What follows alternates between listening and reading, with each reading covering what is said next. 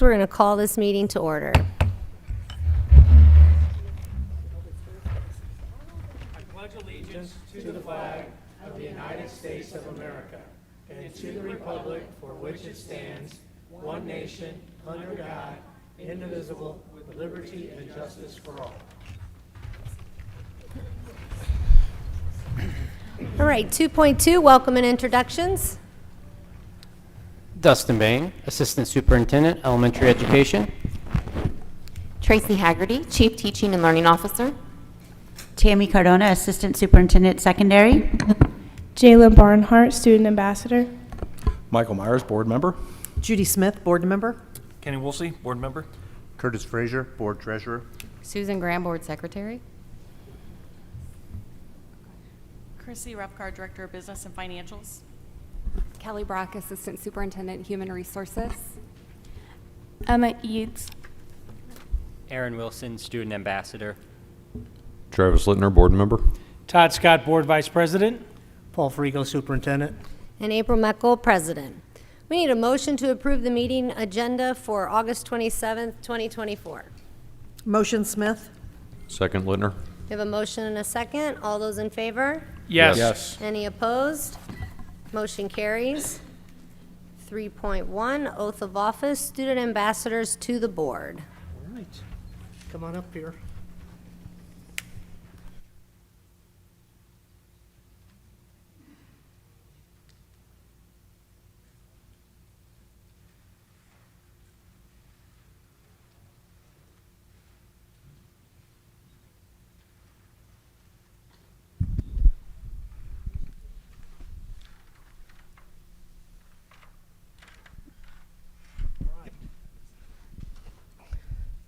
Just repeat after me.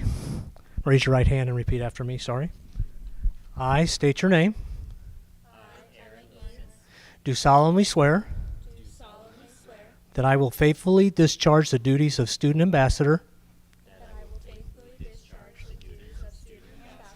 to the Board of Education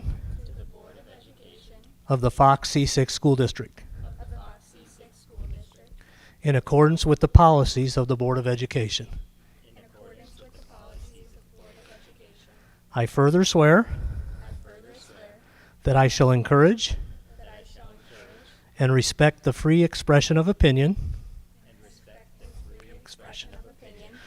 by myself and board members and members of the Fox C-6 community. Well done. Congratulations.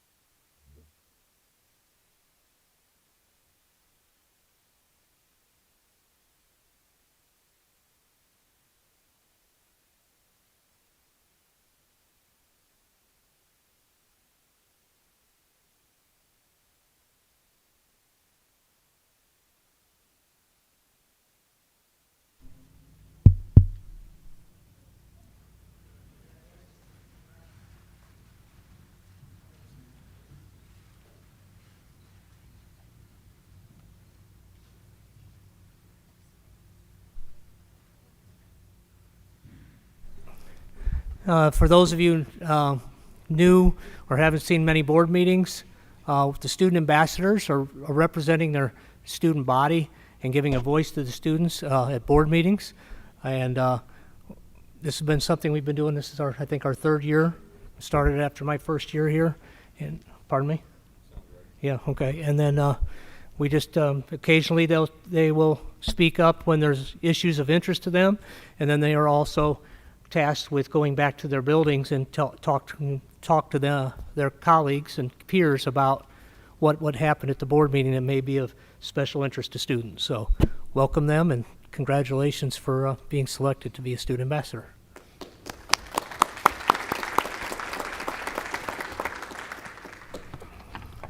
All right, 3.2, patron comments. All right, we have 4 patron comments this evening. Before we get started, I want to remind our patron comments that problems involving particular or identifiable employees and/or students are reserved for executive session.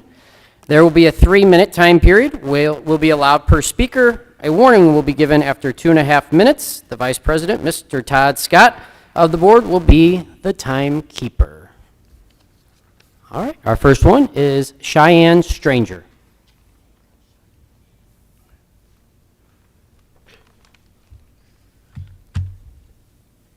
I am ready whenever you guys are. So hi, my name is Cheyenne, and I watched your guys' recap on your meeting 2 weeks ago, and I feel as my voice is no voice whatsoever, that you guys have already decided your decision. So what I have read and did all my research today is that you guys just wanted groups, and then just to price in groups. But what I, as a mother of 2 children in this Foxy School District, want to say is, sorry, I was sick over the weekend.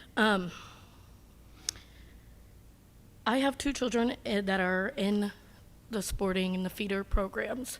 You take that away and you raise prices, yeah, so be it. Make it a business. Awesome, good for you guys. But what about those parents that can't afford absolutely nothing? What about those kids who come to school as a safe place? What about those kids who join these extracurricular activities for a safe place? I've met multiple students in our little wrestling program who come to wrestling because they don't want to go home, because they don't have parents at home that care. And our coaches here, they care for our students.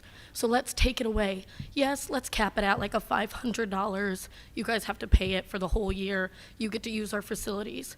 But doing hourly and this, that, and whatever, you guys are making $1 off everything.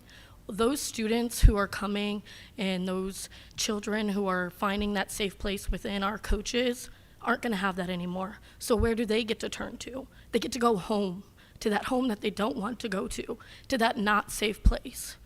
Now they don't get to build families and trust, because within our little program, I have became a family with every last parent, every last coach. My daughter was the shyest one on the team. Wanted to go every single day, but stood in the corner, cried, because she didn't know how to interact with people. There are 2 coaches here that have broke my daughter out of her shell. She is now this amazing, bright little girl, loves wrestling, now talks about it. Her first week of school, show and tell, first thing she brought out was that medal from wrestling. And to know that I might not be able to afford it as a single mother breaks my heart, that I'm gonna have to tell her no more wrestling, because now mommy has to pay $300 for you just to wrestle, plus wrestling shoes, headgear, and each individual tournament. Instead of looking at the bigger picture and seeing that it's about the You kids. have 30 seconds left. You are just looking at, we need to pay for wrestling mats, which, mind you, I'm a mom, and I spend all my time there in that mat room. I will pick up the trash, I will mop the floors. I don't see any other custodian up in that building cleaning as much as we do those mat rooms. That's all I have to say. Thank you.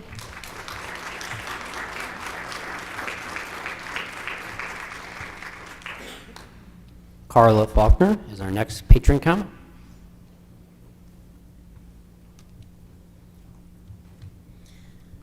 Good evening. Once again, thank you for allowing us the opportunity to come before you and speak. I stand here again, just like 2 weeks ago, representing our Junior Warrior wrestling, football program, and cheer programs. This is true feeder programs. These are our Fox C-6 students. And I did have a chance today to look over the fees that you are suggesting. And yes, they are greatly reduced, and we do appreciate that. But they still are going to cause us to have to raise registration fees. And as Cheyenne said, we have a lot of families in this district that can't afford that. Look at your rosters. Look at the people in your school. How many of these families receive free and reduced lunches? How many teachers are paying out of pockets to help buy supplies for these students? These families can't afford an additional $20. We already scholarship a large portion of our athletes in our programs. So yes, even a simple $20 increase in the fees can hurt all of these programs and hurt your students, your constituents, the people that pay tax dollars to support your district. I did notice something interesting, that you've singled out the scouting program. and said because it was an adult-led group, they would not be charged. I was a scout leader for many, many years. Actually, still am very active with scouts on a council level. So that kind of surprised me. We're an adult-led program. Our coaches are adults, they're there with them. In addition, we have a board of directors, and we have officers that are there at every event, every practice. So I don't understand what the difference is between our feeder program that is comprised of our students and a scout program that's also comprised of our students. I would love to know what that difference is, that they don't get charged for facilities, but we do. Remember, being able to offer reasonably priced athletic junior programs is important in this community. It builds a sense of community pride to have the students involved in our schools. It helps keep people in this district, instead of having to go out to another district, seeing what their programs can offer that we don't. And ultimately, when parents are in the facilities, they see what needs done, and they're more likely to vote for a tax increase. You have 30 seconds left. Something to keep in mind, even the city of Arnold does not charge us to use the fields down across from the Arnold Park because they see the value in their sports programs. They see the value of giving the community a chance to see what we offer to their students. That's all we're asking of you. We're asking for either no fee or a flat fee of no more than $500. Thank you for your time tonight. Thank you, Ms. Faulkner.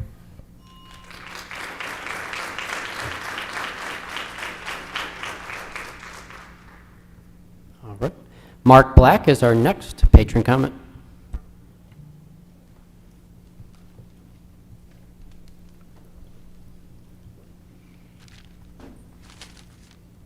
Good evening, Board. My name's Mark Black. I'm on the board with the Junior Warrior Wrestling Program. I'm also the head coach. I'm a taxpayer and a voter. Many years ago, before there was Seckman High School, before JCYA, before the Junior Jaguar program, before the Junior Warrior program, there was a wrestling club that was started. It's called the Fox Warrior Wrestling Club. Well, Fox Wrestling Club, the We Warriors to be exact. There was nothing like it around here in Jefferson County. Matter of fact, out the whole surrounding area, there was nothing like it. There was a guy came in here by the name of Mr. Valroy, started this club up. He was very successful at it until I believe till 2021 when he retired.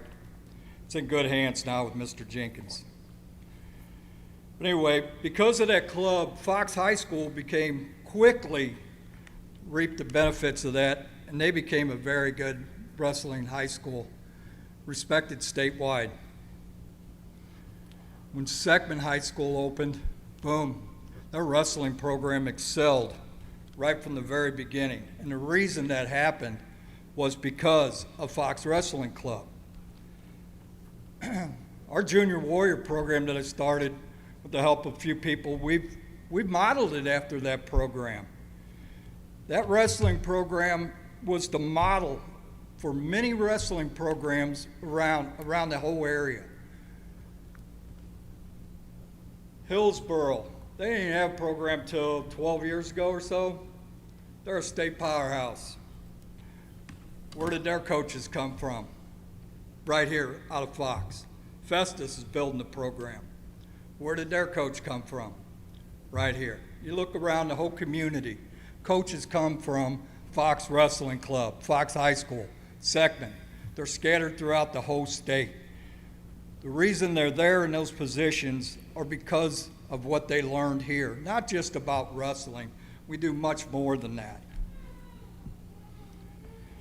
The tournaments that we run that you're wanting to charge us extra money for, we've always paid our way on You have those. 30 seconds left, sir. We've always paid for the tournaments. We've always paid for our custodians. We never asked for anything free. We just want it fair. Same way with our custodians. If we waited on them to clean our mats, we'd never wrestle because we deal with a lot of skin issues. We have to clean our mats 2-3 times a day. And we purchase the stuff to clean them. It's not provided by the school. Sir, your time's up. All right, thank you. Thank you. Thank you, Mr. Black.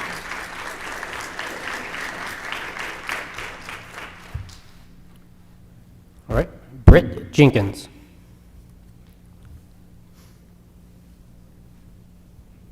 Hello, everybody. I'm going to start this off with a little story about myself. I grew up on Starling Airport Road towards the end. It was the hardest part of the neighborhood. My mom worked 2 different jobs. We were extremely poor. Everything about my house was miserable. Everything that I grew up was horrible. My stepfather abused me. It was absolutely some of the horrible times of my life. My mom decided to put me in football with JCYA, and we ended up getting a coach called Jerry Lieberoth. This coach taught me how to be a man. He showed me love. He showed me support. He showed me everything that I needed to be a man. And then I would go home, I would get abused, I would get things, so my only outreach was football and sports. The only thing that I could do was go to football, and I loved it so much. And I always knew that I could make a difference in other kids' lives, and I could be different because I was trying to help my brothers, and I was always there for my family to try to make my family better.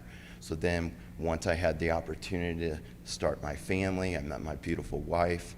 I then became a part of the Jag Warriors and Frank Valeroy. That Frank Valeroy had then changed my life.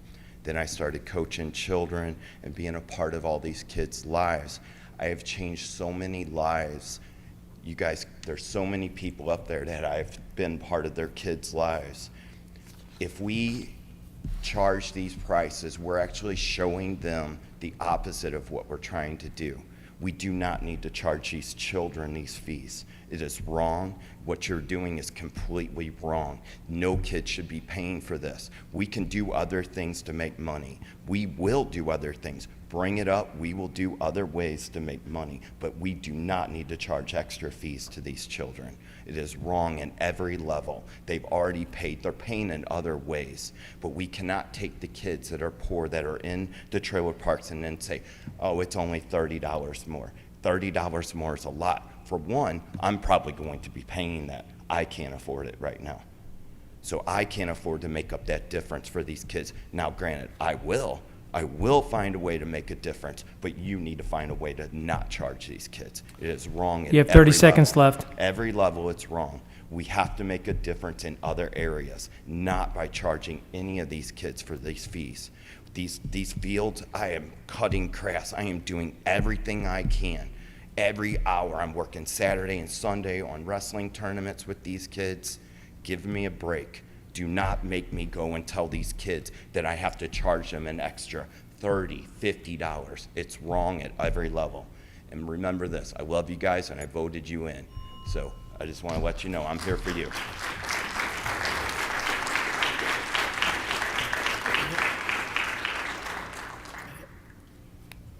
.1, superintendent comments. All right. Good evening, everyone. Thanks, everybody, for being here tonight.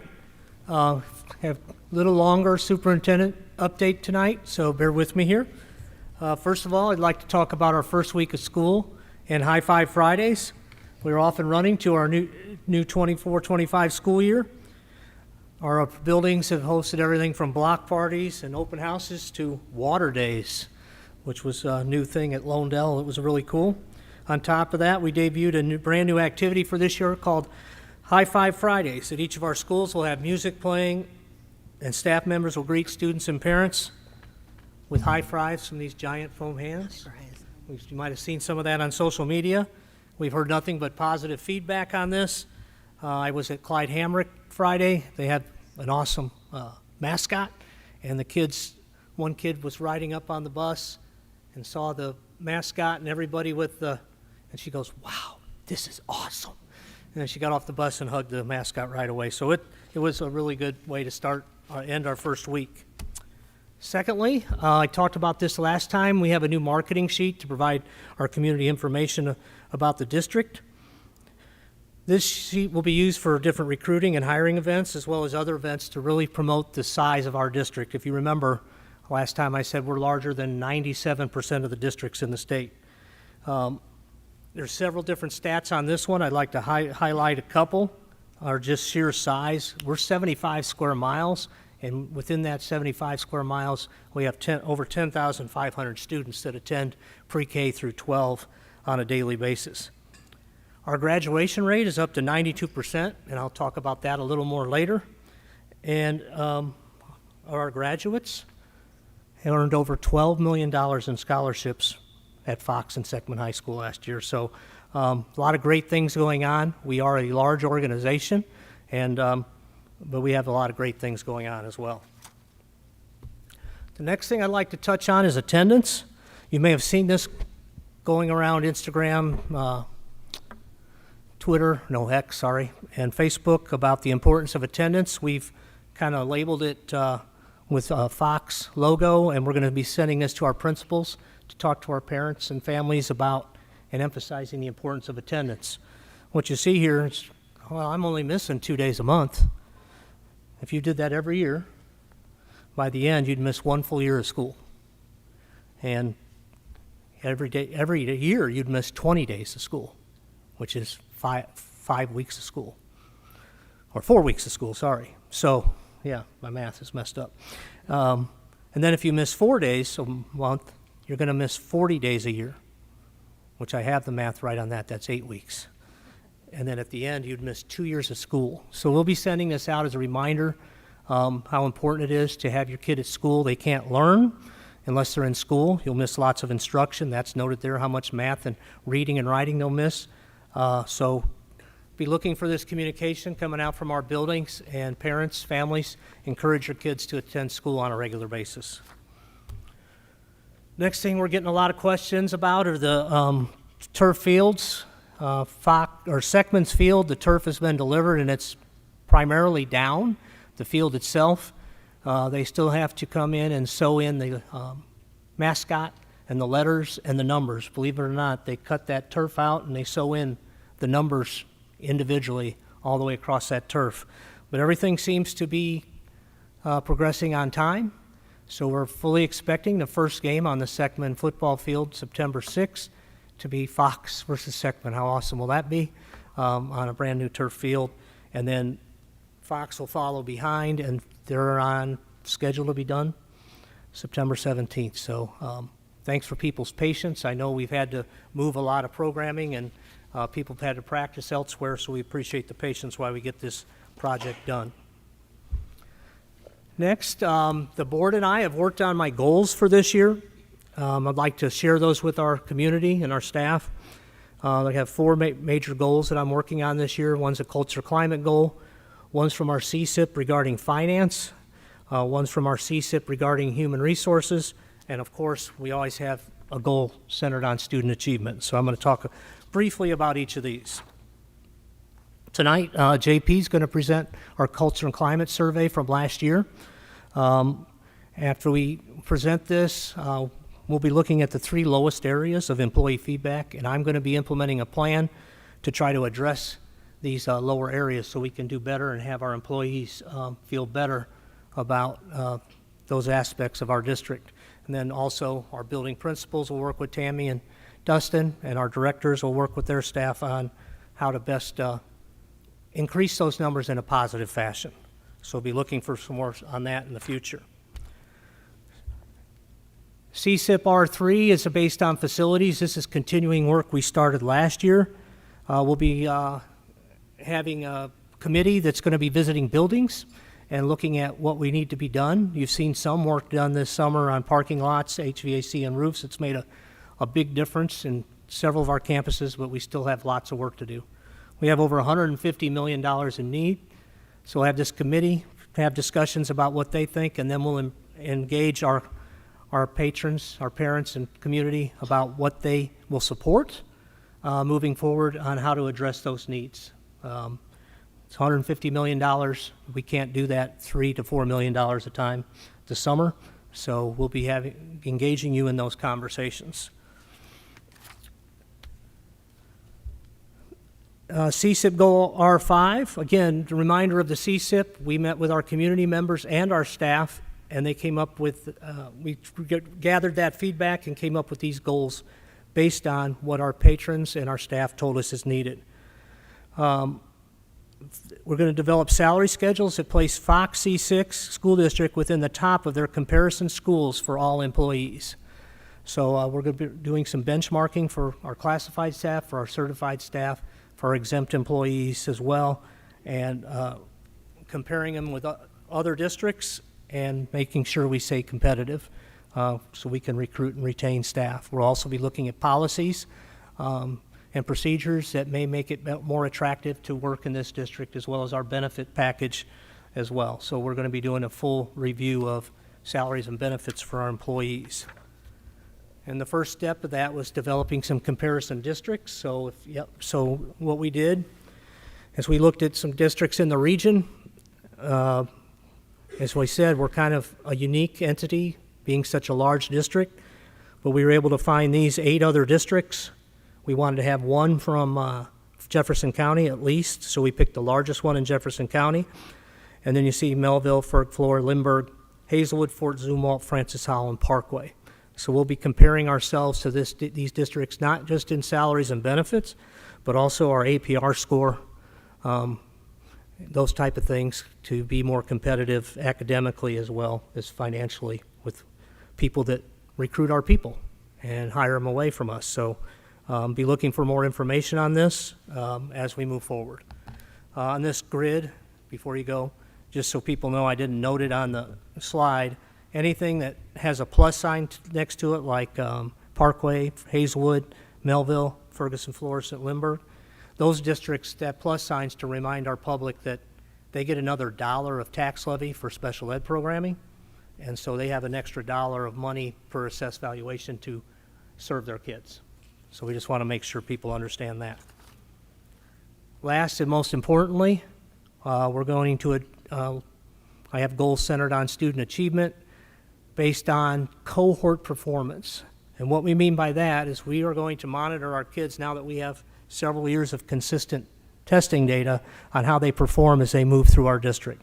So if you look at the peach-colored number there, if you look at our third graders in 2022, 46.4 of them were proficient advanced in ELA. We're going to look at ELA and math, but I'm just showing this as an example. And then when they, by their 5th grade year, we'd increased it almost by 10% to 55% of those kids are advanced and proficient. And then if you look at the green there on 6th, 7th, and 8th, moving through our middle schools, 6th graders were 40.14% proficient advanced in ELA, and by the time they got to 8th grade, they were 54.6%, so we increased that percentage. The reason this is important is we're comparing scores of primarily the same group of kids as they move through. When you just look at 2022 to 2023 of third graders, it's a whole different group of kids. So there's some mobility. Some kids move in, some kids move out, but it's primarily the same group of kids. So we're getting a good read of what great work our teachers are doing in the classroom as our kids progress through our curriculum at each grade level. So be looking for more information on that as we move forward. And the other thing we're going to look at is improving our graduation rate. When I was brought here and I talked with the board and I had my initial conversations with the community, I talked about how we need to be better in graduation rate. We shouldn't be below 90%. Well, over the time here, we focused on that. Tammy and her team has worked diligently on addressing some things at the freshman level, especially on track to graduate, and putting intervention in for kids that are behind. And last year it was 91.47. I'm happy to announce this year at 92.8%. So it continues to go up. So that's great work on our part. And to provide some context for this, people may or may not realize that over time public education has progressed very well in this area. The U.S. Census Bureau puts out data every decade. You may or may not realize in 1960, the graduation rate in the United States was 41%. In 1970, it was 49%. 1980, 62.5%. 1990, 73.9%. It wasn't until the year 2000 we got above 80%. And now nationally, the graduation rate's above 90%.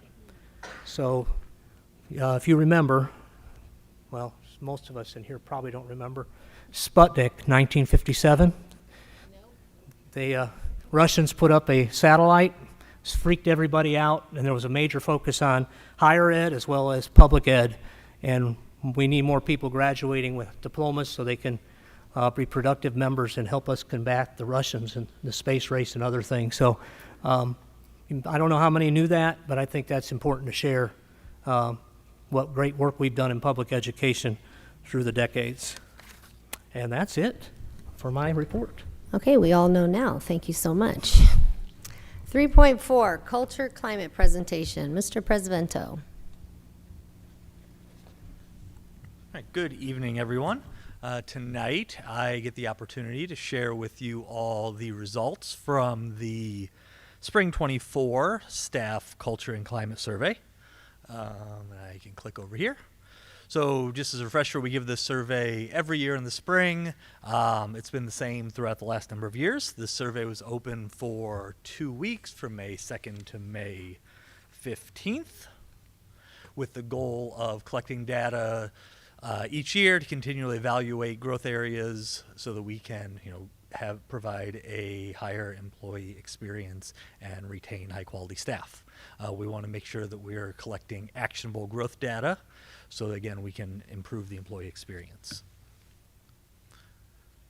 There were 39 questions on the survey that were multiple choice with those 5 options that you see there, 1 open-ended response at the end. Most of the questions, with the exception of the very basic demographic information, were all optional. This anonymous survey, the results were collected via Qualtrics. We use that method so that staff feel comfortable knowing that they remain anonymous. One question that I get as we collect data is, well, JP, how do we know what the librarian said? And I'm just using librarians as an example. We actually don't collect data that granularly about demographics of our employees because we want them to remain anonymous. It'd be really easy for someone to say, well, the librarian said this and we only got 1, so I know who that is. So we try to limit it to building or department. So we remain anonymous, but still are able to collect some data for our buildings and our departments to use as they grow. One thing that I do want to note, we've utilized the same survey questions since we rolled this out my first year in 2019. The planning and thinking around that was to keep the data consistent that we were able to collect. This year, again, this was open in May. We had 799, call 800 responses, which is 51.6% response rate. And you can see how that has ticked down just about 1% from the year before. And now what I'm going to do, I'm going to run through a couple of highlights from the survey. I share these same responses pretty much every year when we do this. On my left, you'll see the results from this year's survey. And on the right, you'll see the 3-year trend. So the first item we point out is I'm proud to work at Fox C-6. We had just under 59% of the staff respond in the affirmative to that. And then you'll notice over on the right, we ticked down a little bit from 2022 to 2023, and we had a little bit of growth from 23 to 24. As you go through, you'll see that's a relative trend. The next item on there, my administrator or supervisor treats me with respect. We had 83.4% of overall respondents respond in the affirmative to that one, and then you see the 3-year trends there.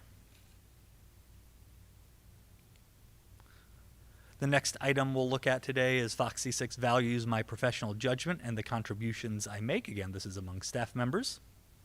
We had 45.2% of staff respond in the affirmative. And again, you see that similar trend to where the affirmative responses ticked down a little bit from 22 to 23 and then back upwards in 2024. The culture climate where I work is positive and healthy. We had 55.1% of employees respond in the affirmative there, and then you can see the 3-year trend as well.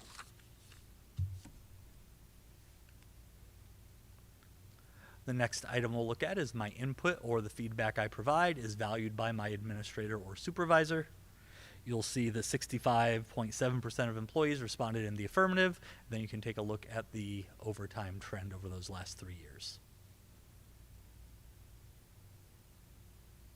And I don't know if you guys are looking very closely, so I'm trying to give you a second to process. The next item, I am involved in the decision making at my school. You'll see the 52.6% of respondents responded in the affirmative, and then that similar 3-year trend.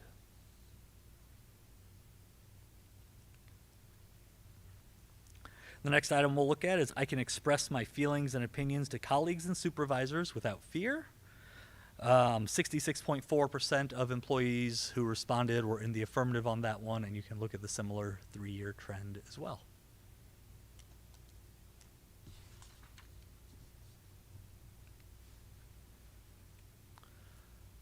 On this one, a culture of trust and respect exists for taking risks and supporting ideas for change. You'll see the 53.6% responded in the affirmative, and then you'll notice the 3-year trend as well.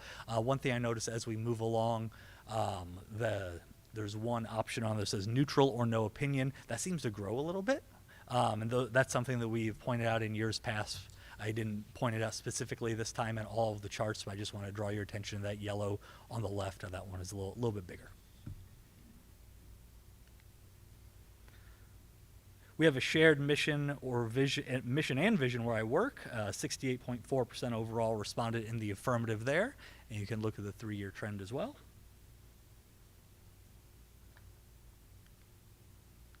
I feel safe and supported to try new ideas. Just around 70% overall responded in the affirmative to this one.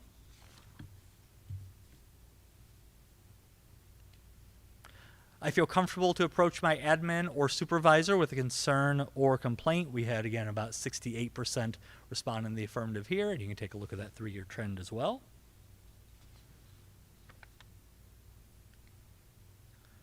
The needs of our students are being met academically. We had just under 63% of respondents respond in the affirmative, and you can take a look at that 3-year trend.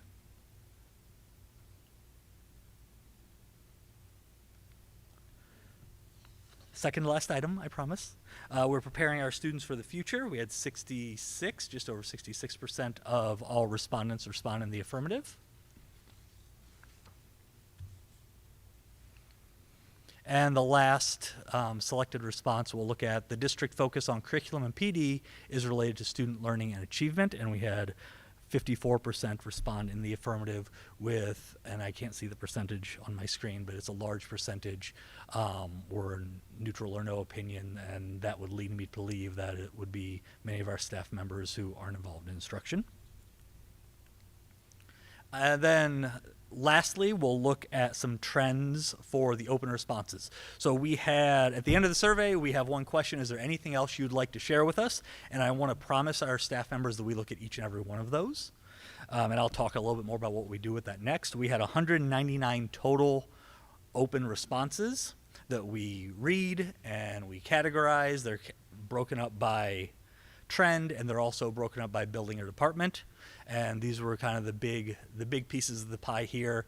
Curriculum and PD, that's a big piece of the pie.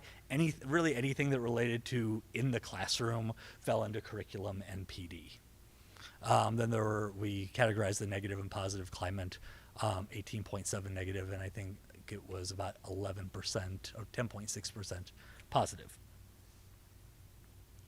So that's all really nice. I know you guys love when I come up here every year and I say affirmative about 25 times or agree 25 times. But the next question is, what do we do with that data once we receive it?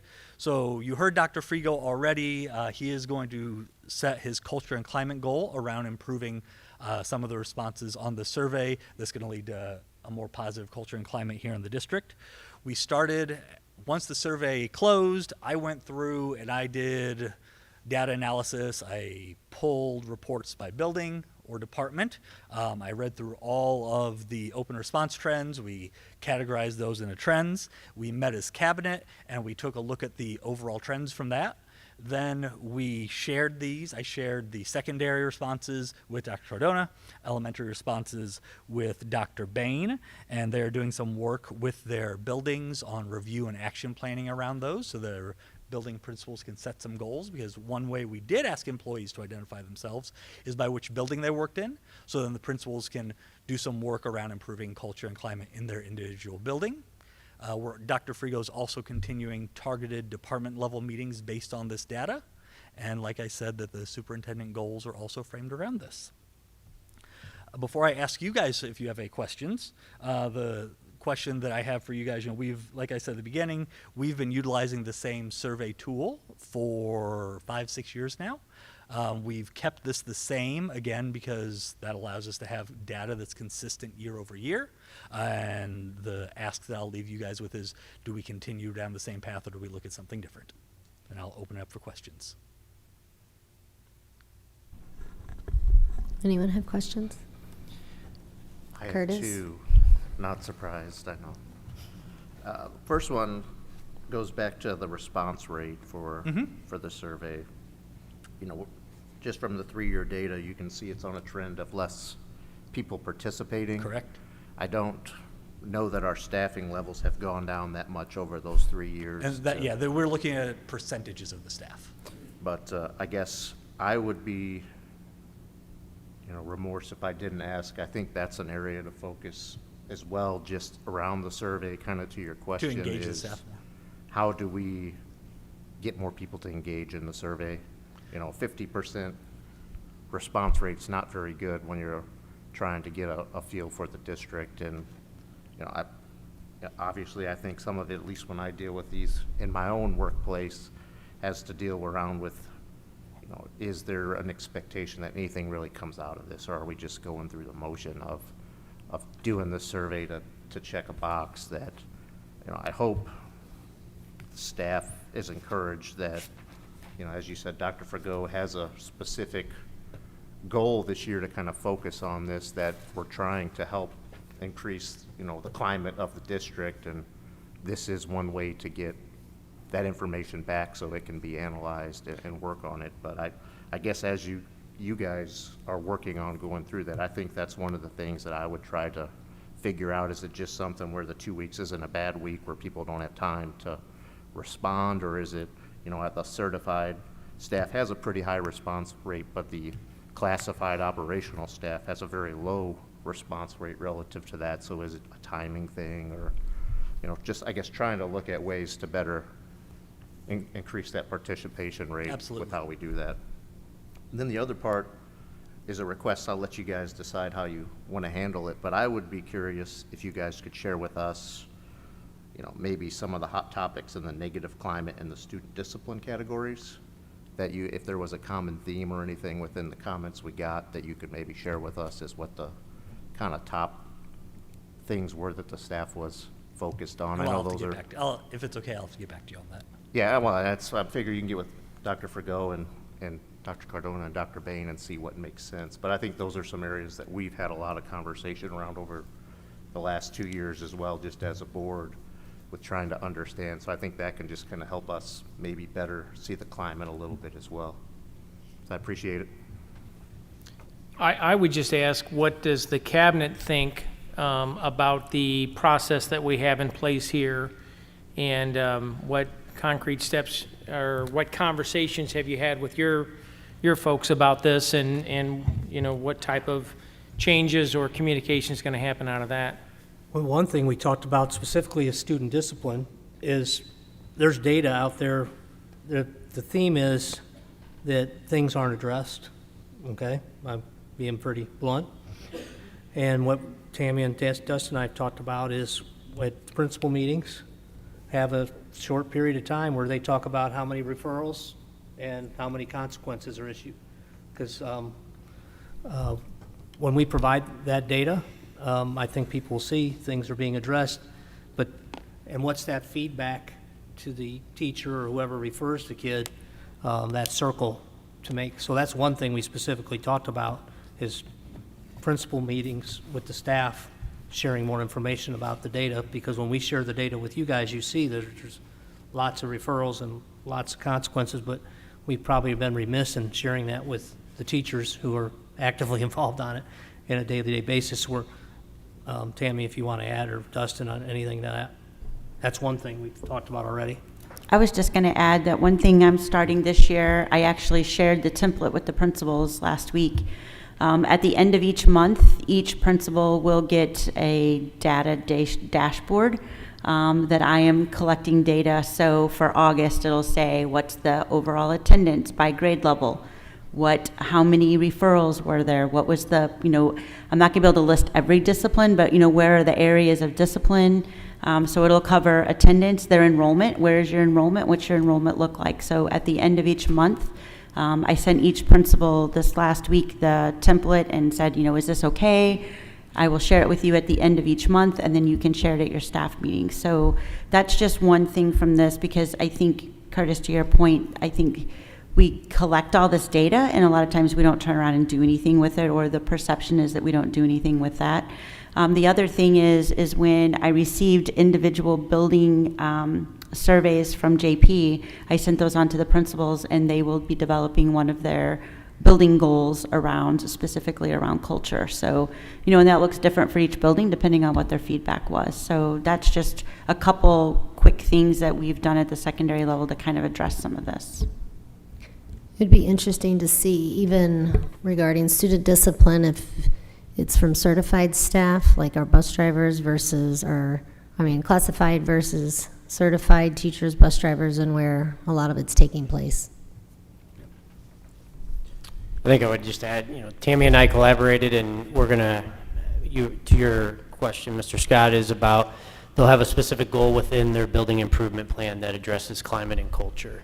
And then I'll be able to have that conversation with those principals about, what that looks like, what that sounds like, what that feels like. But that's something kind of introduction new for those groups, so that we have that accountability piece to that. That will be, that we decided, unilaterally throughout we should be aligned on as well. I would just tag on to what you said there, Ms. Meckel. I do think that if we want to make that change, we need to be more directed at where those are, so that we can be more intentional about tackling those climate and culture things in certain groups and what those are. Because it's a big district, and I think we forget that sometimes.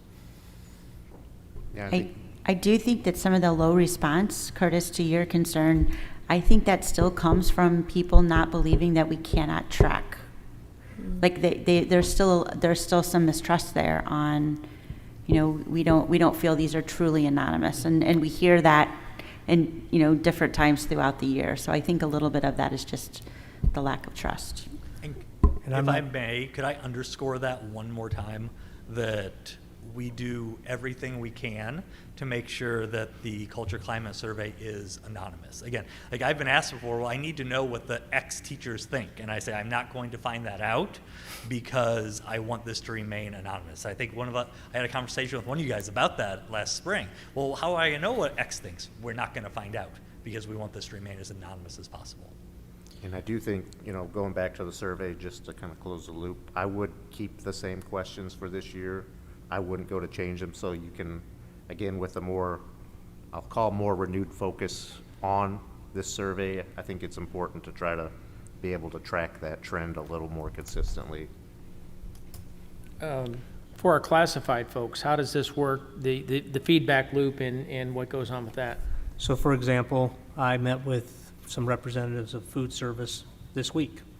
Was it this or last week? This week. And things are running together. And I told them that we're going to be presenting this data, and then I'm going to bring back to them where that classified staff scored low and how can we improve it. And then we'll work through ways, strategies on how to better communicate and close that circle with those group of employees as well. On a positive note, I won't say what group it was, but they said for the first time they've been here over 10 years, they feel like they can talk to the superintendent and something will happen and they won't end up with a job target. So that's a small victory that they trust me that much, because we addressed summer pay over last year and we addressed retiree pay. That came out of those meetings. So, but how do we get more feedback from the group as a whole so they all feel like they have a voice? So, I meet with each classified group as well. Okay. And then we meet with our NEA reps. When we have those meetings, we'll go over the data district data with them and talk to them about strategies to improve district-wide, as well as they're already working on building specific targets. Okay, thank you.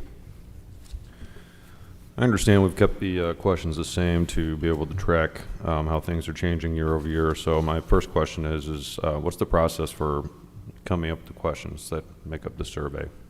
Who does that? How do we decide on what questions are going to be asked? It's been the same as long as I've worked in communications, so I think that's 6 years. It's what we rolled out that year, and I don't have a ton of insight as to how we selected them, but it's the baseline we have. I mean, I don't know if I'm the only one who sees it this way or not, but when I'm looking at this, I see a lot of redundancy in the questions. You know, they're almost like they're the same question, just framed a little differently with a couple different buzzwords in there. And I'm no expert at making surveys or polls or anything. But is that done to essentially see if there is consistent numbers across the board with similar type questions? There's some value in seeing that consistency.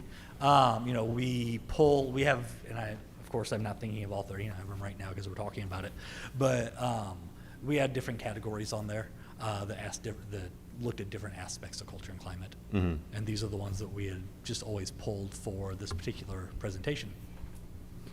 Just as an example, I'm looking at, you know, feel safe and supported and to try new ideas, culture and trust and respect for taking risk, and I can express my feelings and my opinions. Those kind of align for me. And, you know, on the high end, we have 279 for one, 223 for another, 264 for another. On the low end, 21, 62, and 60. So I don't see a whole lot of consistency. There, you know, it is interesting how it tracks over the years, but I know you said it earlier, but when was the survey actually put out? This year we ran it May 2 through 15. Historically, we've run this since 2019. We first ran it in the summer months, which was less than optimal, but I think it was more of a timing thing. Mm-hmm. Of when people started and when we got things rolling. Then we shifted it to a springtime survey the last couple of years. Okay. So spring, and we're talking about it now. Do we wait to release the results just to have everybody back in school and paying attention and not do it over the summer that way, or? It was just the timing of me going through data and okay. then the cabinet having time to review and make an action plan. What I didn't want to do was come in front of you guys and say, here's some stuff, we'll probably do something with it. I wanted the cabinet to have time to action plan before I came and shared results. So you're saying you guys stay busy, huh? That's always the goal. All right. I think that's all I had. I just want to get at that, and maybe to Curtis's point about people not filling it out. I wonder if maybe it's the redundancy of it, and I mean I know we're trying to show better that the information is being taken into consideration and that action steps are being taken, but I'm wondering if maybe the questions themselves aren't getting at the core of the issues that people are having, and being able to express their concerns. And I understand we have to keep it generic to a point, but I just wonder if maybe a different makeup of a survey might prove for more participation. That's one of the things we can discuss with the groups, the teachers, and how can we get more of your colleagues to participate? What strategies might be involved in that? So I agree, we need more participation to get a better picture, and so yeah, it's one thing we can talk with them about. Sounds good. Thank you, JP. And I want to thank you guys for taking time to have a good conversation around this. I think that having this type of conversation is very beneficial to giving our staff the opportunity to see that this is something that we all value. So thank you very much. I appreciate everyone's time. Thank you, JP. Thanks, JP. 4.1, Navigate Building Solutions presentation. Ms. Miller. Mrs. Miller. Ms. All right. Good evening. Thanks for having me back. Program as usual. We're going to run through the construction update for August for Fox Campus, Antonia, then Merrimack Heights, then wrap up with the total program budget. School started. The kids are in their classrooms, so that's a great thing. So this is a picture of the sewing classroom that was in the addition. So the tables are there. It's set up for that classroom at this point. And this is typical of a lot of the classrooms in the addition. Aside from the science lab classrooms, they have actual lab stations as well. As far as schedule is concerned, over the next couple weeks, they'll be working on punch lists, getting that closed out. We have one final change order. This change order you guys are seeing tonight from ICS will be the final change order. There won't be any more change orders. They've wrapped everything up into this one. So we're able to financially wrap this project up as well. Antonia. So here's a picture of, I just thought this was a cool picture of the entry of their new addition. They're finished as well. They're using their space as intended. Elevator was passed on the first try, so great job to SM Wilson for getting that done. Merrimack Heights. So this was in the lower right-hand corner, a picture of last month where they were at my update. So they've come a long way. The building, again, is being fully utilized by the kids. We do have some furniture in the library that's still to be, we had some missing parts and pieces. So they're wrapping up that. Hopefully in the next month, we'll get that completely installed and ready for the library to move into that space. Again, they had one final change order this month. We got everything wrapped up financially with them. They'll be working on punch lists the next couple weeks.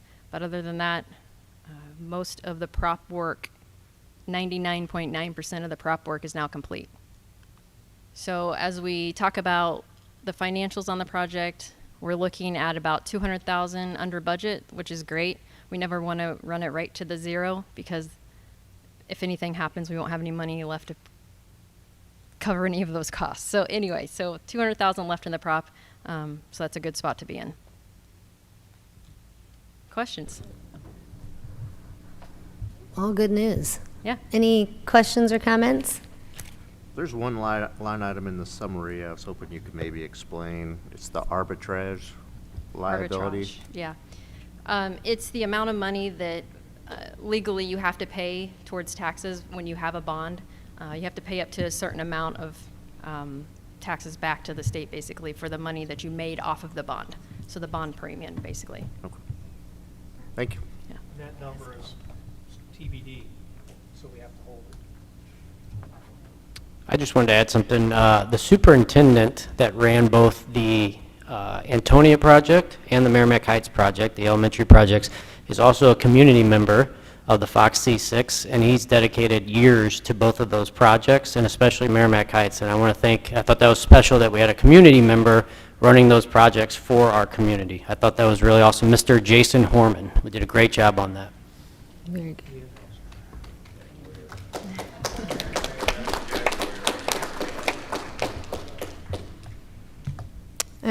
Okay, 4.2, SM Wilson change order. I think Amy mentioned those briefly, but I'd like a motion to approve the SM Wilson change order number 20 as presented. Again, I'd just like to point out, over listening to our community, we provide explanations for every change order in this document for public record as we strive to be more transparent. So I thank Amy for all the work she's done over the past couple of years providing those so people are aware of what they involve. Okay, anyone want to make a motion? Motion Littner. Second Myers. We have a motion and a second. Any questions or discussion? I do have one question. I noticed this heat detector and smoke detector for the elevator recall, I would assume? Yes, that was added during the state inspection, state elevator inspection. They requested that those be added, so we added those in at all three projects, actually. Okay. Anyone else? All those in favor? Yes. Any opposed? Motion carries. 4.3, ICS change order. Again, I'd like make a motion to approve the ICS change order number 25 as presented.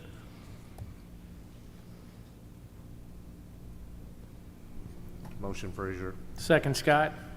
Motion and a second. Any questions? Is this your last board meeting? I was going to ask you the same thing. Oh. Don't let her off the hook yet, just in case. It was 99.9%, not 100. Okay, all right. That's fine. I'll be back whenever you need me. All right, thank you. Motion and a second. All those in favor? Yes. Any opposed? Motion carries. 4.4, how do you say that? Sure. I'm going to leave it up to JP. You say it. We're going to say Beischer. I was going to say Security contract. Bishar. Okay. So on August 13th, if you remember, you approved Bashir's bid to add 28 door access controls around the district. Tonight, I have a contract for your approval for this project. The contract has been reviewed by legal. All right, we need a motion to approve agreement with Bashir Lock and Security for door access controls as presented. Motion, Scott. Second, Wolsey. Any questions or comments? We have a motion and a second. All those in favor? Yes. Any opposed? Motion carries. Before you go on, I just want to make a comment to remind our public, this again was driven by our CSIP, Safety and Security Initiative. One small part of it, Tammy and Randy led a committee, got feedback from every building on what they're needed, and this is another step based on community feedback, what they want in our buildings. So appreciate the work on that. Okay, 4.5, facility usage fees. Dr. Cardona. Thank you. So I'm bringing back to the board the motion to and asking for your approval on the facility usage fees. So this is actually an attachment that goes with our policy KG on facility usage. And I've got a little bit of a summary there. The actual rates, so a while back we were at 6 groups. It was narrowed down to 4 groups a couple years ago. This brings the groups to 3. And so those are listed there on what constitute which group. And then you will also see on pages 5 and 6 is where the actual fees are. One of the things that we looked at was trying to pull and look at what other districts were doing. And so we do have we do have some comparisons there. Just excuse me one moment. Andy, could you open that attachment for us? We don't have it in our. Oh, okay. Thank you. That's all right. So this is the actual facility usage. It goes through the fees and what constitutes each one of those groups. And then if a deposit is required, custodial fees, things like that. And then also the other attachment, if you keep scrolling till we get to page. So those are the equipment. So sometimes different people need different equipment. Group A is our internal student groups. Group B are those feeder programs. And then Group C would be outside groups. And that is for the equipment. And then if you scroll down, this would be the usage for indoor facilities. It is done by hour. And then you will kind of see the breakdown. So Group A, there is no charge. That's our inside groups. Group B, those are our would be our feeders. And then Group C are the outside groups. And then moving on to the facility usage for outdoor facilities. So the other attachment there is we wanted to look to see what are other districts doing. And I believe there's, 15 districts or so. Andy, if you want to open that up, of districts we looked at and what they were charging. And then I've also, the school districts in blue, because you can actually click on that and actually see what their facility usage information is. I had to kind of dig a little bit for this information. Sometimes it's not easy to find. And then the other thing that I did was I asked both of our ADs to please share with me who's using the facilities, how often they use it, how many hours it's used, if people are paying, if they're not. And so that's kind of the last couple lines on this where just looking at last year, we had 23 different groups using our high school facilities. That does not include elementary or middle school, and it was a total of 2,117 hours that our facilities were used at the high school levels outside of athletics. So I'm asking and presenting this to the board and asking for your approval on this facility usage fees. All right, we need a motion to approve facilities usage fees as presented. Motion, Wolsey. Second, Leonard.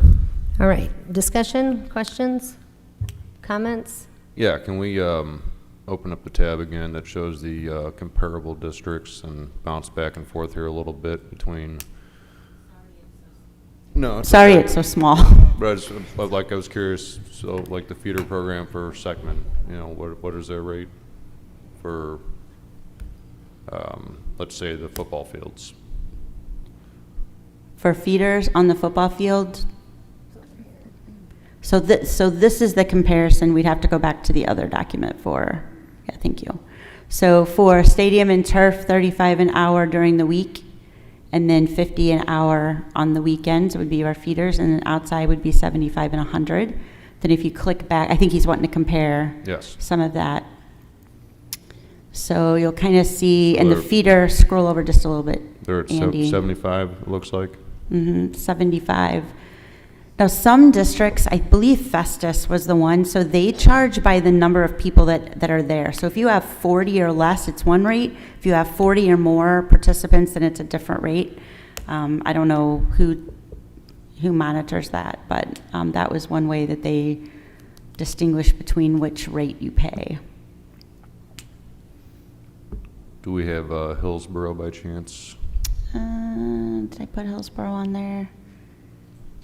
I don't believe I did. I tried to use some of the districts that we were comparing ourselves to, along with some of the other districts, because we started gathering some of this data last year, because we've kind of been talking about this for a while. All right, let's go back to ours and just focus on our numbers.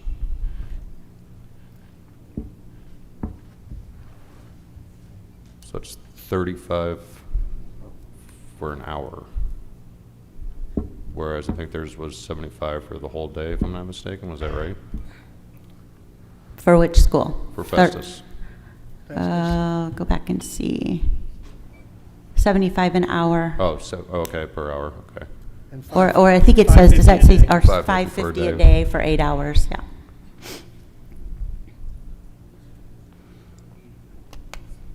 Grass and dirt are 5 and 10, and what were they at Festus, so we do the same comparison? Can you go back, Andy? Yeah, I don't see dirt for Okay, Festus. they don't have it. Yeah.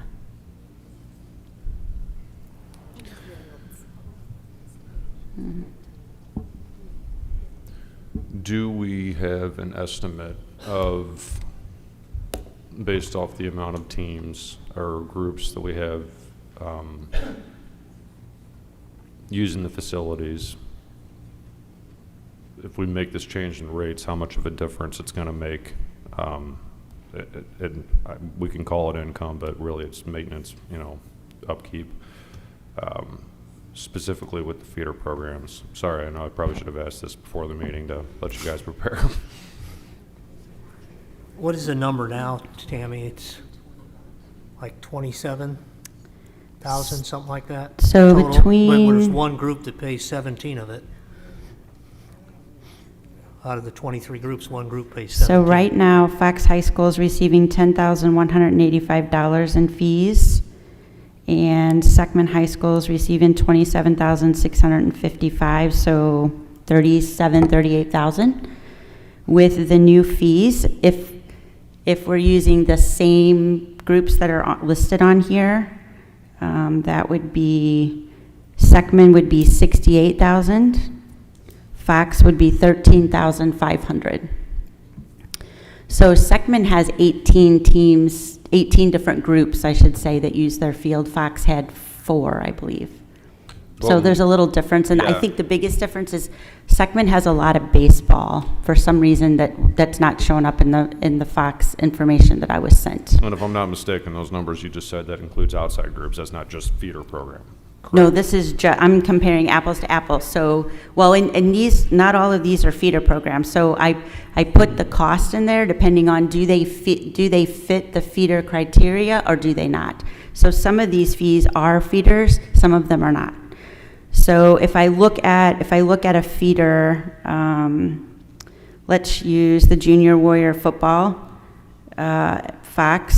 So right now, there's 0 charge, they would go, they use it for 44 hours, times 5 would be $220 for them. And that's just for their, sorry, I gotta go back and forth. That is their football practice. And I guess it's distinguished between football practice and flag practice, so I guess those are separate, I'm not sure. And then, so for flag, they use it for 28 hours, and 28 hours times 5 would be an additional 140. So for that group, we're talking $360 difference than what? For the Fox football feeder program. Mm-hmm. Because it is my understanding that they meet the criteria of the feeder. Okay. Anybody else have some questions? I guess when I go through what we've put together, I think there's, two specific goals in mind with it. I think it was mentioned earlier about trying to make money a little bit about these fees, and really we're just trying to cover maintenance costs of these as much as we can. As Dr. Cardona said, we use the fields in varying degrees, especially depending on which school district it is, and even more so, I would say, the demographics are very different from one half of the district to the other. So trying to figure out how to put something in place that, one, meets the goal of trying to cover some of the costs that we incur from a maintenance standpoint as we use the facilities for 2,000 hours. The other, trying to be very mindful of the impact these programs have on students in the community. As we had great examples of how long-standing these have been pillars in the community, impacted so many. I think it's important to highlight one of the things that I think we're trying to focus on here is defining what a feeder program is. As I understand it from the research we've done, all those different districts we put in there defines it differently. What does it mean to be a feeder program? How do we develop that program? I feel that what we've put in here, from talking with our ADs as well as a lot of the coaches involved in the program, better defines what that means to the district. I think that helps us to draw a line in the sand and say, to be considered a feeder program, you meet this list of requirements, which plays into, the examples of developing state recognized athletes because they're trained through the program from the early ages when they chime in all the way through the time they graduate from high school. So I think that's a very big plus that we've put in here, and I think that's where you really see what we're trying to incentivize as one of the reasons to do that and build it that way is to not only help the community and the students, but to help them as they go through their high school career to be successful in that. The challenge with that is, again, there are costs associated with it, and trying to figure out what's fair. As I ran the numbers for, like, an example, the Fox Junior Warriors program, I came up with the cost for all the programs they ran today, flag football, tackle football. Throughout the entire year, it was going to cost them about $1,000 more than what they pay today. I think, it's $260 or something we kind of calculated out there. That's a lot of money to that program. I do feel that it's somewhat fair if you can figure out how to work on controlling those costs. We've talked a lot about the ability as we set up the agreements in place and are able to build these relationships, that I think we're on the right track with that. The challenging part as we look at the impact is more our southern district, and I guess trying to get those programs set up under like a 501c and kind of establishing that same feeder criteria. What I don't know is very well noted in some of the information is that, if we approve this now, we're going to try to put these rates in place November 1st to give time for these programs to get that in place. I believe we were also willing to help facilitate that, to get the paperwork done and everything needed to make sure they can fall in line with that feeder program to be able to get that rate as we go forward. So I think, I say it all to say this is a step in the right direction for where we're trying to go with a feeder program and get district support behind it. I think the dollars part's always going to be tough no matter what we do and how we work on that. So that's why we have a board of 7 up here to kind of decide, do we feel it's fair? Is it still not in line with where we need to be and we want to change something? I think that's the joy of the democratic process. Tammy, right now, if there's work that has to happen at those facilities, does that come out of the building budget, the athletic budget, or what? So athletics does have a little bit that they put aside for different things that they need to do. It really just depends. I don't know, was it last fall, we had to do some work to the baseball field at Seckman, and that came out of Fund 4. So it just really depends on the scope of the work, and was it planned, was it not? A lot of times when they do upkeep of like dugouts, or they're adding flags or things like that, that can come out of the athletic budget. So it really depends on what scope of work they're looking at doing.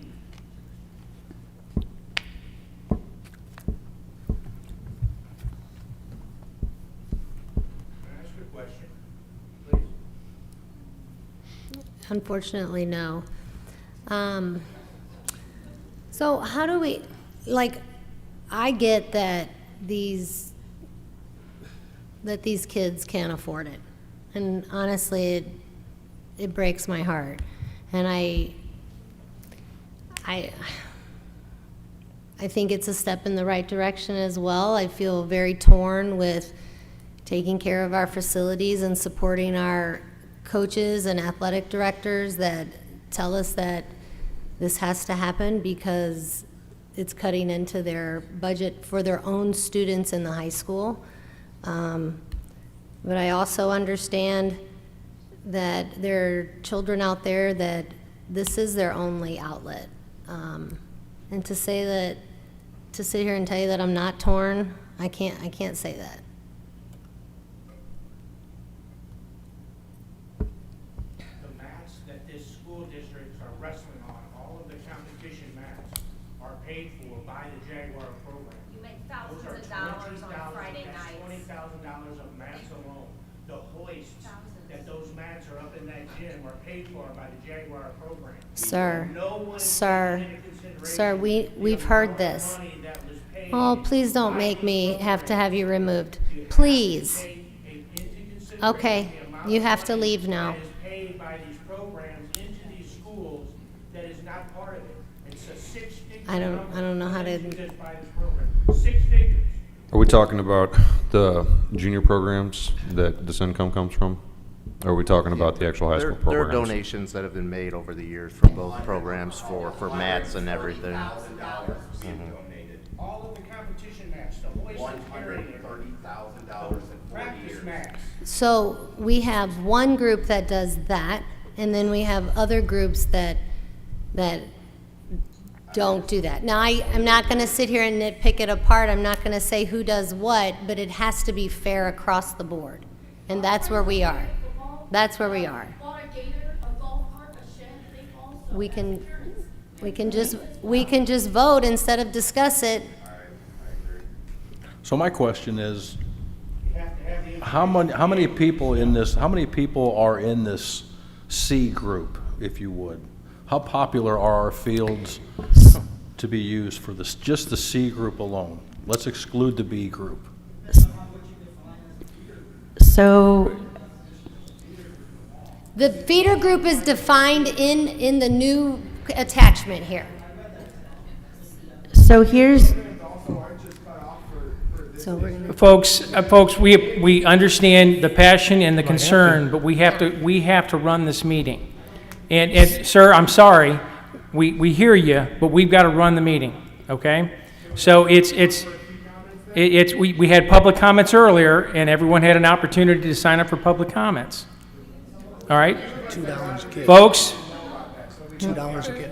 so, and looking at the usage, just kind of going through, how many outside groups use it. So it's hard to determine that because, for instance, one of the groups at Seckman uses it from January 31st through November, and they use it Monday through Thursday. So a lot of these groups, you know, if I need a field, I might have the field multiple nights during that week. So there's a lot of times other groups are not able to use it because those are being, you know, if they have multiple teams that they're using, which is where we come up with all the hours.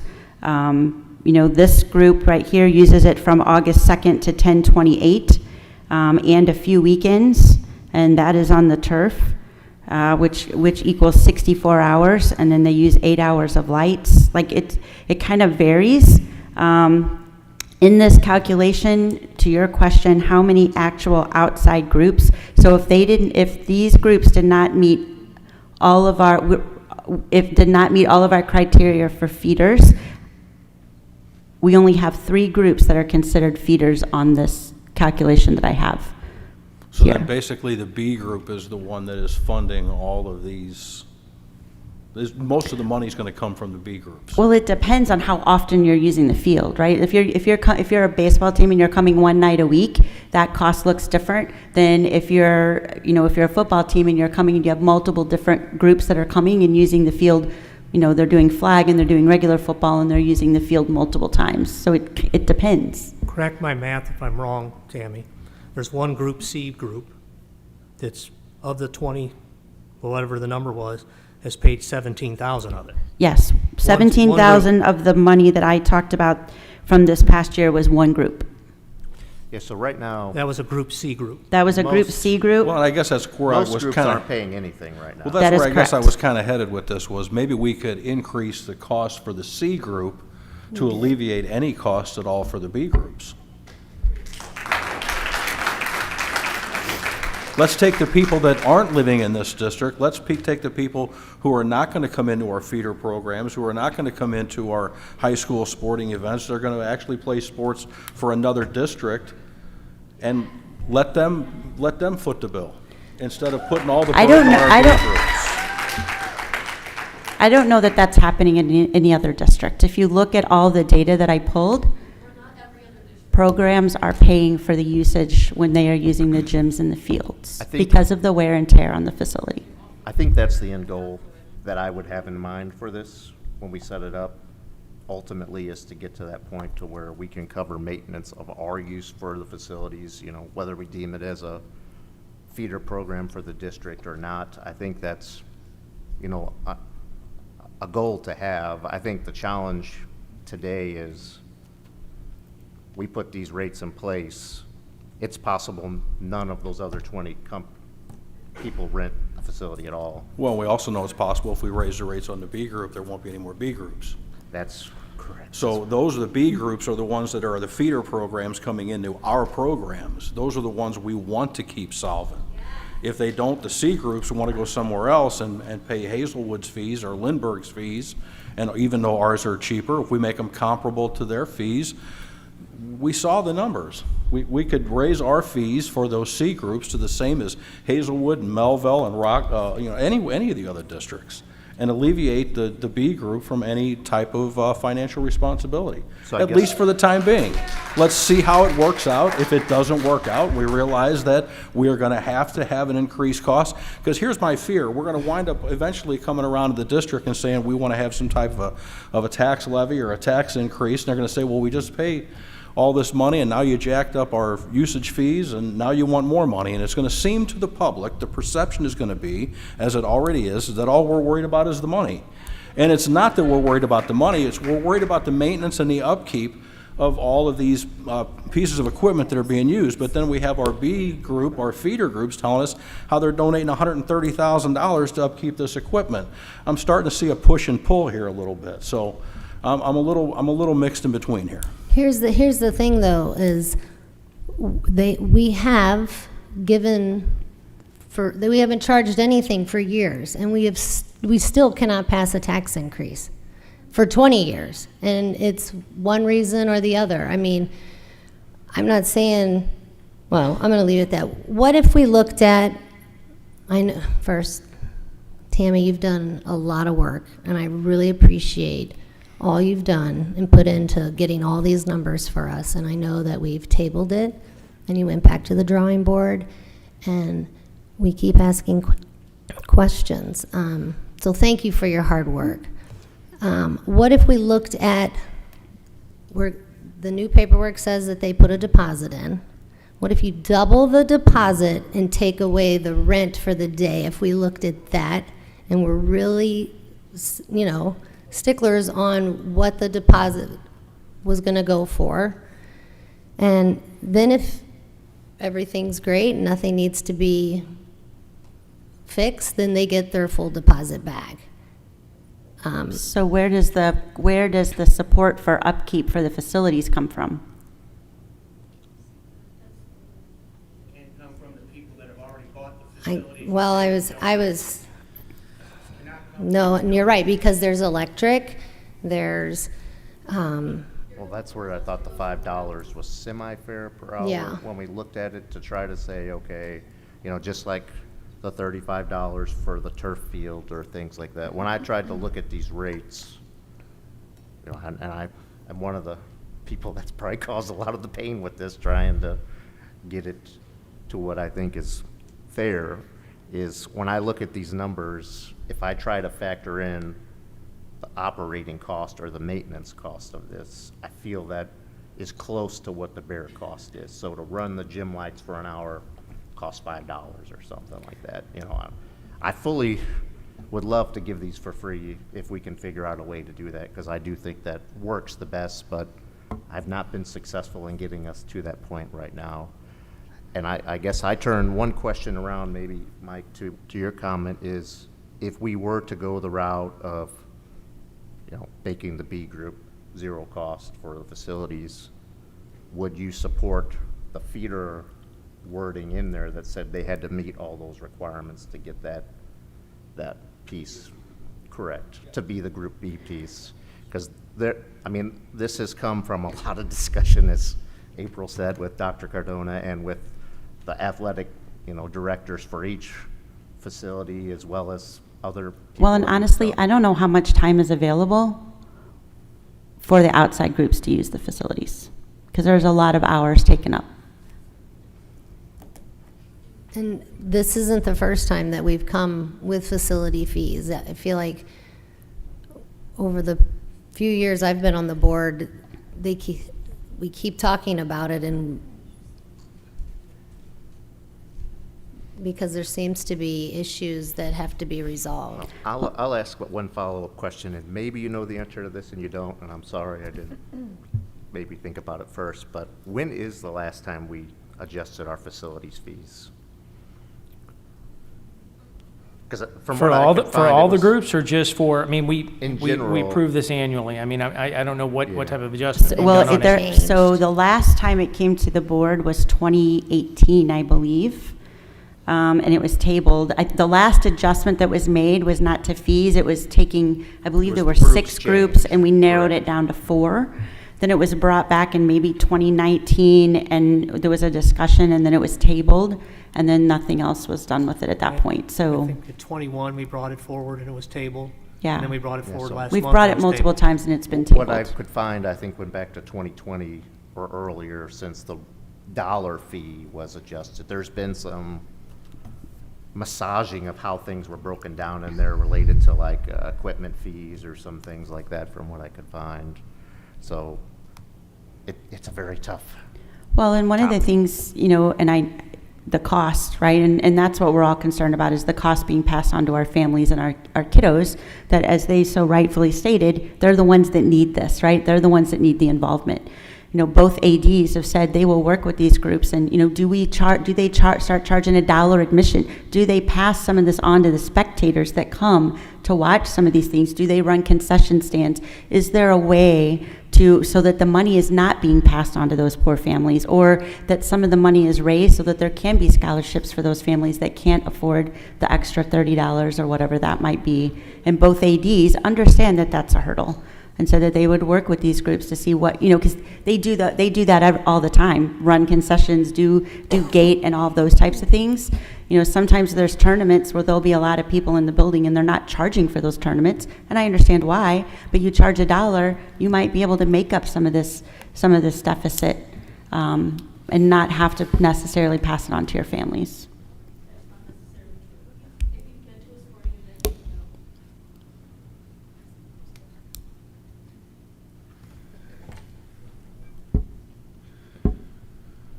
Well, look,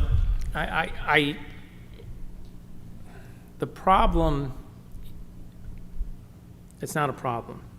You folks are very passionate about what you do because you commit your time, your energy, your effort, your money to the kids in our community. We understand that. We applaud you for that. We love you for that, just because, you know, that's what our community needs. This conversation about this is not punitive. It is a very hard conversation to have because we feel the same way about our kids. You guys are on the ground Tuesday nights, Brett, 100 kids in that room, throwing them around, doing all that stuff. And we're not. It kind of gets pushed around, and you know, I was surprised, and I was a building principal, and I was down there and saw Little Leagues in there. Didn't realize how much outside of our buildings are used and how much wear and tear that happens with our buildings. And your folks' conversations about donating those mats and all of that, you know, we're not going to get that from an outside group. We get that because you guys love the program. You love the wrestlers down there. You love Frank Valeroy. You know, you love everything that stands for. And it's not an unemotional decision or conversation up here. It is part of the democratic process, and we're elected to do this. I don't know what the answer is. You know, we can vote and have you guys do the $5, or we can table it. I don't know what the answer is. Part of what will need to come out of whatever happens is part of that idea about what a feeder program is. Because what that vision for what we think a feeder program is might be a little bit different than what your guys' vision is. And that's got to come together and have some type of resolution where it is a nonprofit, it's a recognized nonprofit. We do have 75% of the kids, and you probably already have 75% of the kids in your program that go to our school. Those are the types of things, and I don't know how much communication you've had with the ADs on any of this.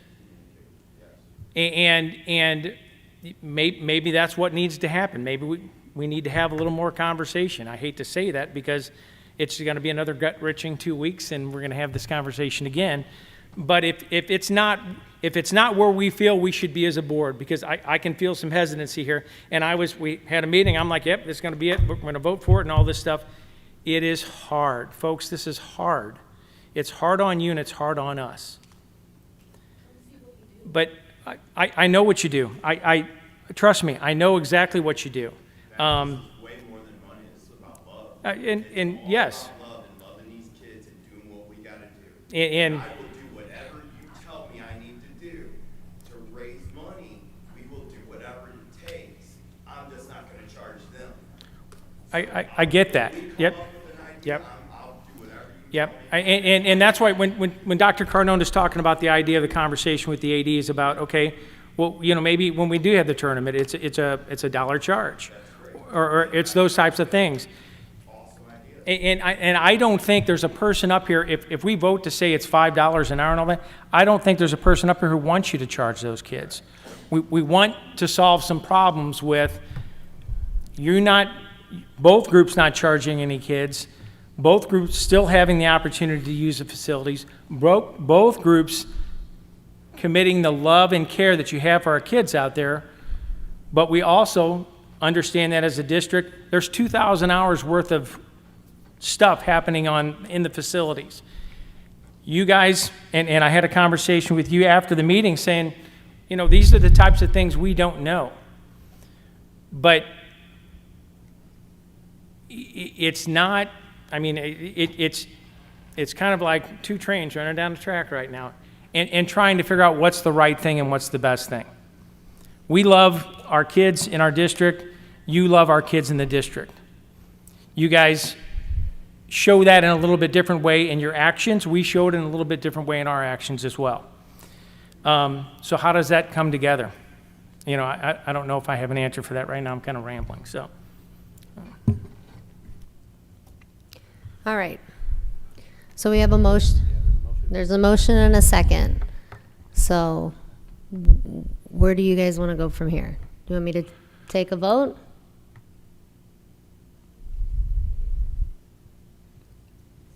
From what I understand, like, we kind of need to move forward with something because this is holding up scheduling, is it not? It's not implemented till November 1st, the fees. But we've had a lot of meetings and a lot of people put a lot of time into it. Yeah. So. No, I agree. I share Todd's sentiments. He says it very well. It's not easy. It's not pleasurable, and believe me, it's not punitive. I've been on the other side. I've been out there throwing mud at the board. You know, have an opportunity to be up here now, and it's not all roses. You got your good days and your bad days, you know, and this is one of those days that is a challenge. One of the things I do see from this community, you know, they don't get behind the notion of a tax increase, but they do step up and pitch in where they can. Midwest Bank, just off the top of my head, is a regular donator to the district, and it sounds like we could work together, give this a go with the fees as set, because they are reasonable. You know, I understand it's a change, and any change is going to require a new challenge or a new sacrifice, but I do think that there's members in the communities that would be willing to pitch into this cause, knowing how much it means. I get it, I really do. Don't come from a rich family myself. But I think we move forward with the vote, and we work as collaboratively as we can to be advocates, you know, to support these programs. You know, whether that's reaching out to local businesses, you know, helping with fundraising opportunities to work through this first year and see how it all works. But we need more of a structure in place, you know, so there's equal time on the fields. Everybody's putting in. We appreciate, you know, everything that you guys have done in support of the district. But I think that we move forward with the vote tonight because there has been a lot of work put into this. We're not trying to kneecap anybody, and I think that we can work through this for the time being, you know, and maybe that tax increase comes down the road, you know, and maybe we're able to shift this conversation and get to a point where the C group is absorbing the brunt of it. But that's the unfortunate reality when we haven't had an increase in over, I would say 20 years. We're going on like 22, I believe now at this point. So I say we move forward to the vote. Okay. Well, I'm going to Yes. make a pitch real quick Yes. and let you guys shoot it down. Okay. Progress is hard. I think, again, like I've told several of you, I think what we've outlined in the document for how we're defining things, how we're putting structure in place to what it means to be a feeder program, to, you know, create those opportunities. My preference would be that we set the rates for the Group B as they are already, and for the year. We don't change them right now. We define the feeder program as it is, so they would pay what they paid last year, whatever that was. So I would have to pull that up, but I think it's more than what we have in this document, because right now our feeders are not paying anything, but that is not what the board policy says. So I believe if we do that, Susie, can you pull that up real quick? Because I don't want to give misinformation. I think if we keep that, I believe those fees are more than what is in here. Yeah, so we would basically set the structure of the fees such that it equals the same amount, is basically what I'm proposing. But right now, they're not paying anything. Yeah, so if it's zero, I think some of them, you know, when we looked at the data, paid $300 for the turf field or something they used for a program, or something of that nature. What I want to focus on is, again, the defining a feeder program. I think that's a huge step in the right direction. And I think if we even just enact that piece, a large portion of the 23 people that rented facilities at Seckman will be paying fees that didn't pay fees before, because they aren't going to be classified as a feeder program. They are for-profit outside programs. So that is going to drive some additional maintenance fees. I've read it 100 times. And I'm, listen, I'm at the will of the board. I was given this task. I'm happy. Correct. It doesn't matter to me what we do. That was one of the complaints with the But I want to AD. make sure that what you're proposing doesn't cost more if we stick, because right now we haven't been sticking to it. So if we stick to that, I do believe the cost is more. But I want them to pull that up and look at it.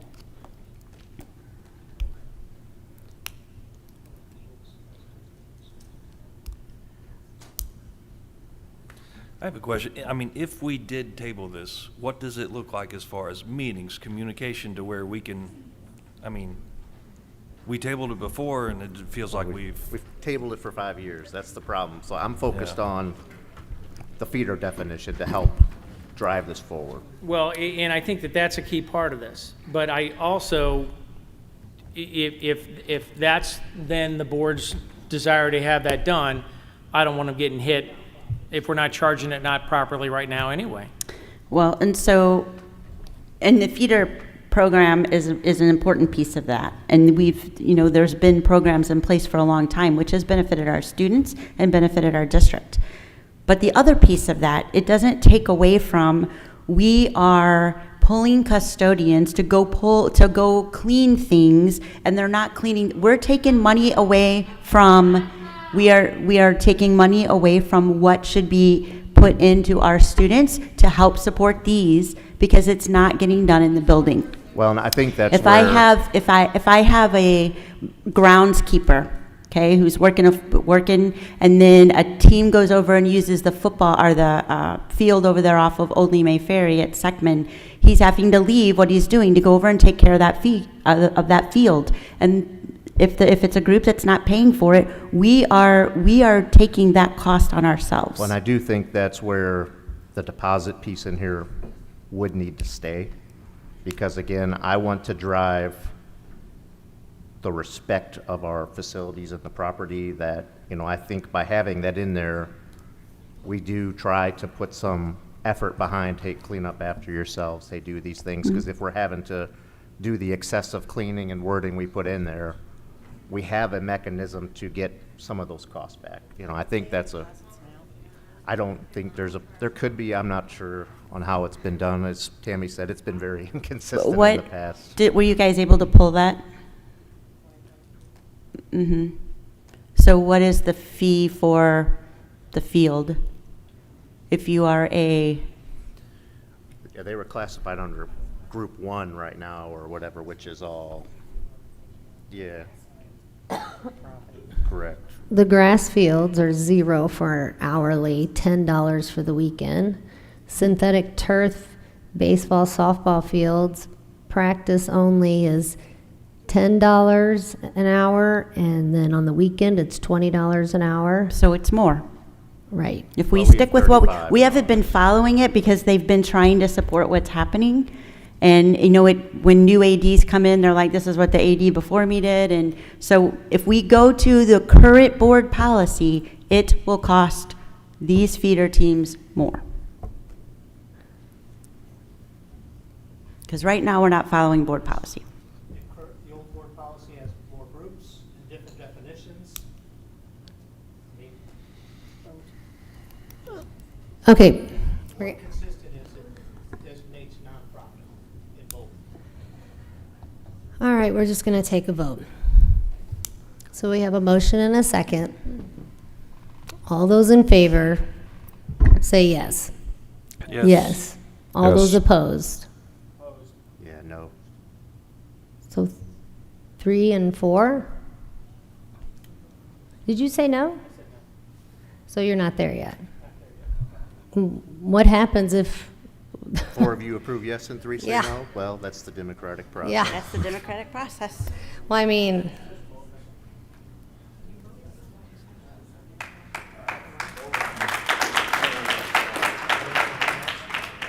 That's what happens. It passed if you. It wanna- passed, though. If 4 say yes and 3 say no, then it passed. Okay. Have to give credit for what we've done. And we, Wrestling programs in this community have paid for the high school programs 100%. They have paid for the little league programs 100%. And now you're gonna take the revenue out of these programs when we quit buying all of the equipment we're using. You're talking about maintenance for equipment that we're using that we paid for. So what we need to have is some conversation with the ADs, Brett, like we were just talking about trying to figure out ways to come up with money to do this. Okay? I'm going to tell you right now, my vote was no because I was a yes walking into this, but there's just so much other stuff happening here right now, and just where I'm at. These programs have 100% paid for themselves and given a positive contribution financially to this district. A positive financial contribution to this district. That's what they have done. They have paid for all of the competition mats. They've paid for all the wrestling mats that are in the practice rooms. They've cleaned the facilities. They've taken care of it. They've been custodians in every single tournament. We have taken care of and gave a positive. and again, we know that, but You're voting against us. but we have to look at it as a whole for all the activities, all the feeder programs. So, all right, we're gonna move on. You know what? I taught in this 5 district for 26 years, and I spent a lot of my own money. I love the kids in my classroom. Exactly. And you know how many years, and you know the last time a bond issue was passed? 22 years ago. But our facilities have to be taken care of. You know what? It does. 5.1, City of Arnold Resource Officer Agreement. Dr. Cardona. Thank you. So I'm bringing before you tonight the new agreement for the Arnold SROs. Just as a reminder, we currently have 3 SROs through Arnold. There is a little bit of an increase to their contract for this year, $5,000 increase per officer. And I just want to say that they have been a great asset to, of course, our Arnold buildings, and I would ask for you to approve this contract. We need a motion to approve the agreement with the Arnold Police Department's Office for School Resource Officer Services as presented. Second, Myers. We have a motion and a second. Any questions on this? All right, motion, we have a motion and a second. All those in favor? Yes. Any opposed? Motion carries. 5.2, Imperium, thank you. ACA reporting contract. Mrs. Ruffcar. Yes, thank you. Motion to approve the contract with Imperium to move to a full-service reporting for the district on the 1095 B and C IRS forms. There is a slight fee for that, but this would really streamline that process and eliminate, they're already doing part of that, the back and forth. So we're just trying to streamline that process. Okay, we need a motion to approve contract for Imperium as presented. Motion, Frazier. Second, Scott. We have a motion and a second. All those in, any questions, discussion? Okay, all those in favor? Yes. Any Yes. opposed? Motion carries. 6.1, financial reports. Mrs. Ruffcar. Okay, thank you. So please see as presented in the packet the first month of our fiscal year. The items included are the year-to-date financial statements, revenue and expense report, and month-end balance graph as presented for your review.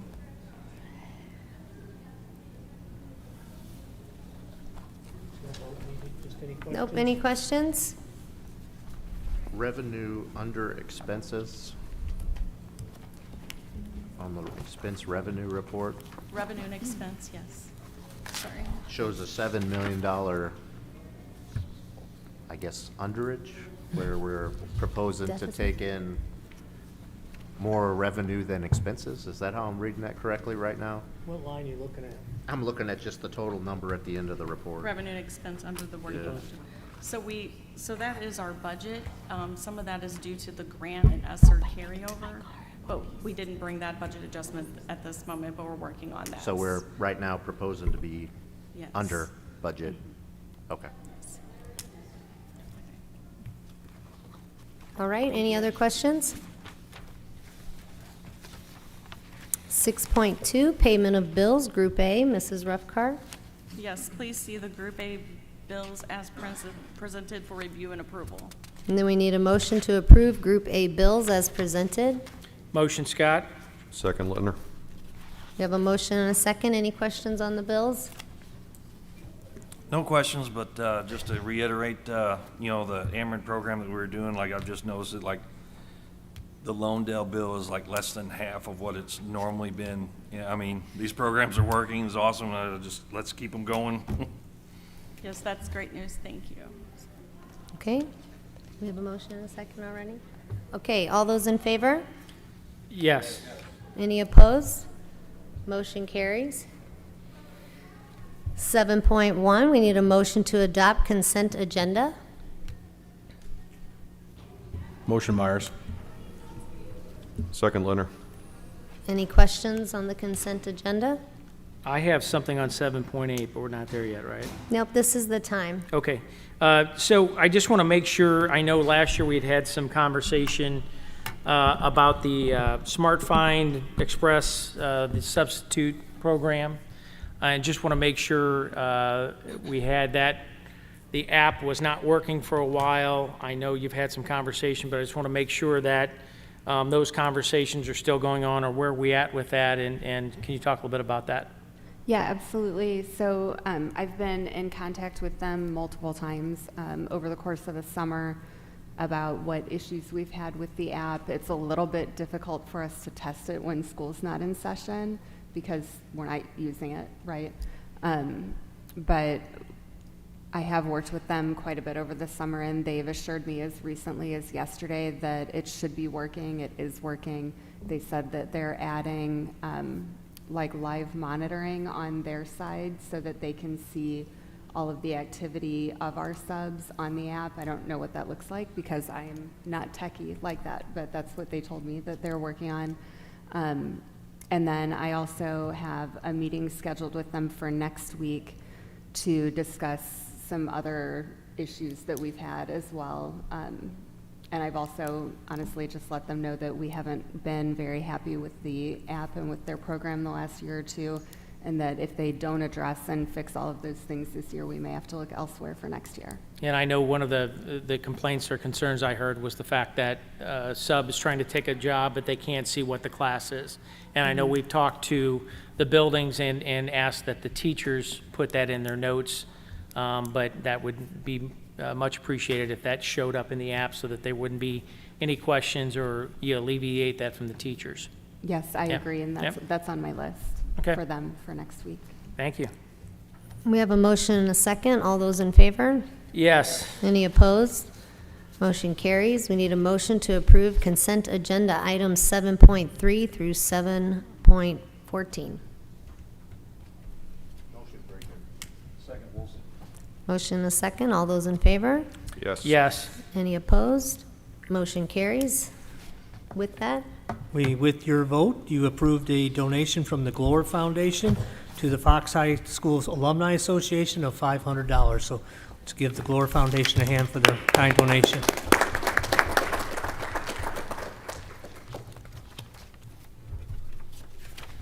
and 8.1, we need a motion to adjourn the meeting. Motion, Scott. Second, Myers. Motion and a second. All those in favor? Yes. Yes. Any opposed?